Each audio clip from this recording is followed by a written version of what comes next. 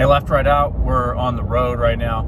I was going to do another election state, but we had CPI numbers come out this morning. And if I recall, we're at a year over year came in at 7.7%, which is not good. And the month over month is 0.4, which is not good either. You start thinking the law of numbers, and even if percentages go down, the nominal increases are still fairly large. But the market is just rip-roaring off of this thing because it was below the estimates. Now, this is what I've talked about, sowing the seeds of their own destruction at this point. One, that's a bad number. I don't care who you are. The inflation is still, or inflation, CPI, the prices are rising. And nominally, there could be the same as they were before. I mean, it's not, things are not getting cheaper. They're not even stabilizing. And you couple that in with whatever happened this prior month. We haven't got we just got the data in for, I guess that's, what is that, October? I don't even look at that, I just saw the number. So I've seen prices rising still. And yeah, the nominal numbers, I guess the percentages would be down, but the nominal numbers are still pretty high. And regardless, these numbers going up still hurts people. You've seen a collapse in wages, it looked like. Things aren't good. I'm just going to put it that way. And the market rip-roaring, assuming that somehow this is going to cause the Fed to completely pivot. In fact, it's going to do the opposite. It's going to let, with inflation, or not inflation, I mean, because there are actually QTs involved, and unless there's credit card expansion, we're actually deflating. But rising prices, the symptom of the inflation that was created in the past, is still going to go up. In fact, what's going to happen is that number, I suspect, with supply chain disruptions, it's going to be stuck in this range of 6 something to upwards. Sorry, I got the sun in my eyes now.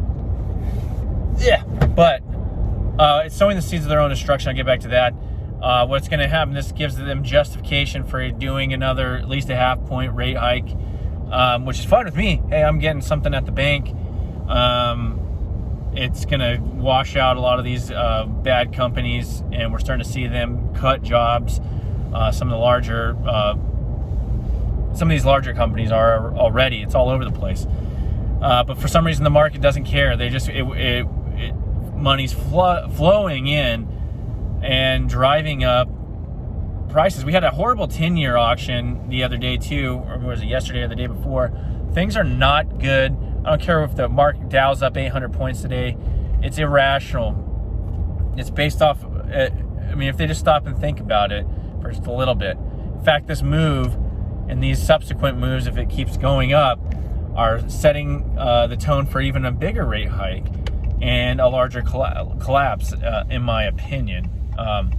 Because if you look at the numbers underlying, it's still bad. It's funny how the narrative can be changed or kind of, I guess, boxed in to make this all a positive. So I don't know when that market psychology changes or when they get that slap in the face, but it's coming, and it's coming quicker and quicker every time they do this. So every time the market reacts to shoots significantly upward on a bad number. Now, I'll do a little bit of election. 1, happy birthday, Marine Corps. I'm a Marine, so it's November 10th. 2, what the hell's going on in Pennsylvania? The guy they voted in the Senate, Fetterman, can hardly string a sentence together. No offense to him. I wish him well, but he should be doing something else in his life. There's just certain jobs that we're not qualified for. But this goes to show you what I'm talking about. Just, you voted D. That's all they do. So this was like almost like a beta test for, you can just get the biggest puppet you want in there. I mean, you could run a ham sandwich against an R in that state and in many states, and things will turn out okay for you. For the Democrats anyway. Let me pull in here real quick. But at this point, I mean, cynically, I was about ready to say, why don't we, because all this early voting and everything that's going on currently in our election cycles, is like, why don't we just have early voting now for 2024? and we don't even have the candidates, just put in what your party affiliation is, and some ballot worker will fill in the rest. So, whoever they run on the D side, you can just put all Ds. None of it matters anymore.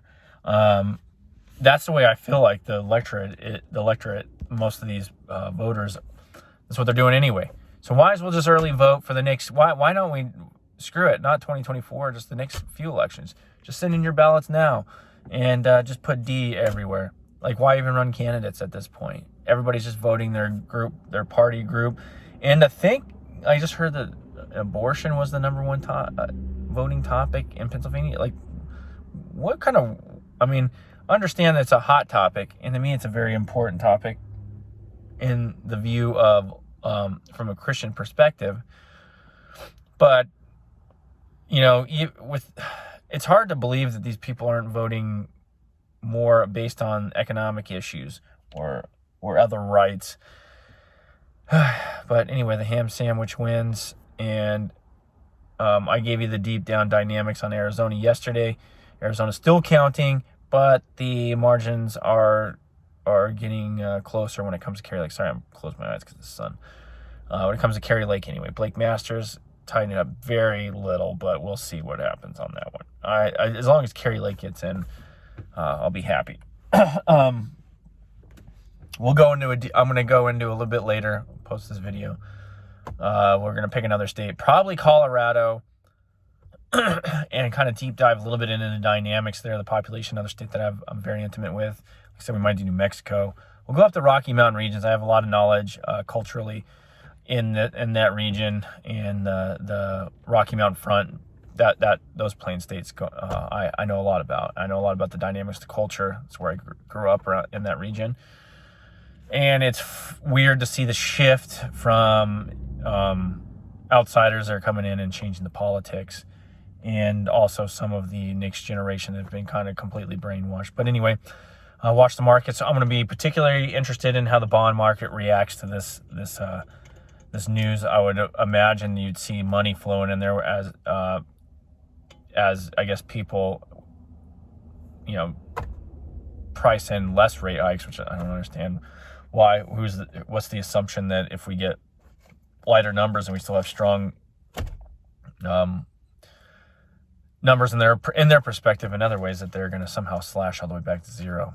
They're more likely to pause and then hold rates tight in some sort of what they perceive as the neutral rates, which we should be up at 4-5% a natural market. It should be more now that we're so heavily debt ridden. But I'm not complaining about that. At least I get something out of the bank instead of a bunch of zeros every statement. Make whatever, $1 or $2 here and there.